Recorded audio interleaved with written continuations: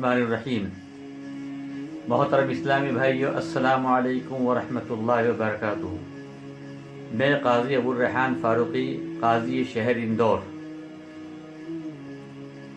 آپ سے قربانی کے متعلق اور قربانی کی کھال اور شہر کی صاف صفائی اور امن و امان سے متعلق چند گزارشات آپ کی خدمت میں پیش کرنا چاہتا ہوں۔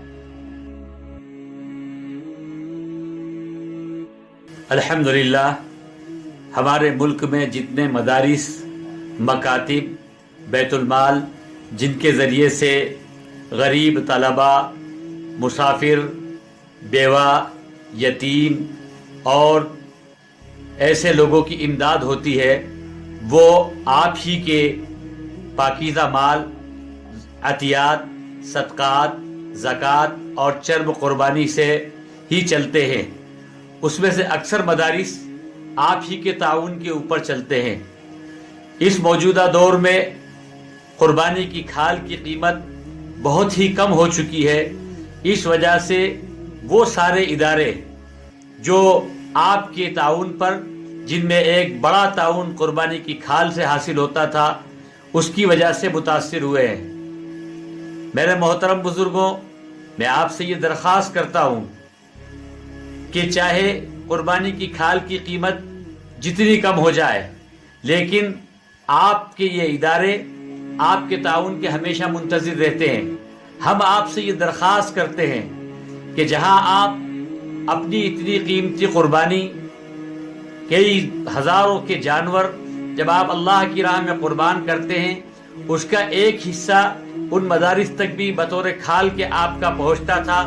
جب یہ نہیں، اس کی قربانی کی کھال کی قیمتیں کم ہو گئیں، ہم آپ سے درخواست کرتے ہیں کہ آپ اپنے قربانی کے جانور کی ایک کھال کی قیمت کے اعتبار سے کم از کم 100 روپے ان اداروں کو بکرے کی کھال کے اعتبار سے دیں، اور جو اجتماعی قربانی ہے کم سے کم اس میں فی حصہ 50 روپے کے اعتبار سے 350 روپے ان اداروں کو پہنچائیں جن کی وجہ سے جو نقصان ہو رہا ہے انشاءاللہ، اور یہ آپ کا جو صدقہ ہوگا، یہ آپ کے ان ہزاروں روپے کے بکروں کی قربانی کی قبولیت کا بھی ہوگا، اور آپ کو دنیا اور آخرت میں درجات بلند کرنے کا بھی ہوگا۔ میری آپ سے یہ درخواست ہے کہ آپ ان اداروں کی اسی طرح سے تعاون کرتے رہیں۔ انشاءاللہ یہ قربانی کا جو کھالوں کا جو نقصان ہو رہا ہے، اور ان کی کھالوں کی قیمت جو بھی آئے گی، آپ کے ان موجودہ جو پیسہ ہم تک پہنچے گا، اس کے ذریعے سے اداروں کو تقویت پہنچے گی۔ قربانی کی کھالوں کے علاوہ میری چند گزارشات آپ سے اور بھی ہے۔ قربانی سے متعلق یہ ہے کہ آپ اپنی قربانی ایسے مقام پہ کریں کہ راستوں میں نہ ہو، کھلی جگہوں پہ نہ ہو، جس کی وجہ سے لوگوں کو ذہنی پریشانی بھی ہو اور لوگوں کو تکلیف ہو۔ آپ کی قربانی جتنی اخلاص کے ساتھ ہوگی، اللہ کے اتنی قبول ہوگی۔ دوسرے نمبر کی بات یہ ہے کہ آپ اپنی قربانی کے خون کو اور اس کے وہ حصے کو جو شرعاً نہیں کھایا جاتا ہے، اس کو بھی احتیاط کے ساتھ کہیں دفن کریں، ادھر ادھر نہ پھینکیں۔ قربانی کے خون کو احتراماً نالیوں میں نہ بہائیں۔ تیسری بات جو بہت اہم میں آپ کے سامنے یہ عرض کرنا چاہتا ہوں، وہ یہ ہے کہ کوئی بھی انجان آدمی اگر آپ کے پاس، آپ کے گھر قربانی کے نام سے گوشت لے کر آتا ہے، جس کو آپ جانتے پہچانتے نہیں، خواہ وہ گوشت پکا ہوا ہو یا بغیر پکا ہوا ہو، آپ اس کو ہرگز ہرگز ہرگز قبول نہ کریں۔ یہ آپ کی حفاظت کے لیے بہت بہتر بات ہے۔ اور خاص میری آپ سے درخواست یہ ہے، آپ جس شہر میں رہتے ہیں وہ شہر پورے ملک کے اندر صاف صفائی کے اعتبار سے اول نمبر شہر ہے۔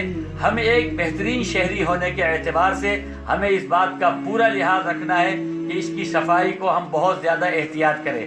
اور میری ایک خاص گزارش آپ سے یہ ہے کہ قانونی اعتبار سے جن جانوروں پر قانونی پابندی ہے، ان سے بہت زیادہ بچنے کی کوشش کریں اور کوئی غیر قانونی کام نہ کریں۔ ہم ایک مسلمان ہیں، اور مسلمان کی ایک ذمہ داری ہے کہ وہ جس ملک میں رہتا ہے، جس شہر میں رہتا ہے، وہاں کے ہر ایک اصول و ضوابط کا لحاظ رکھے۔ السلام علیکم ورحمۃ اللہ۔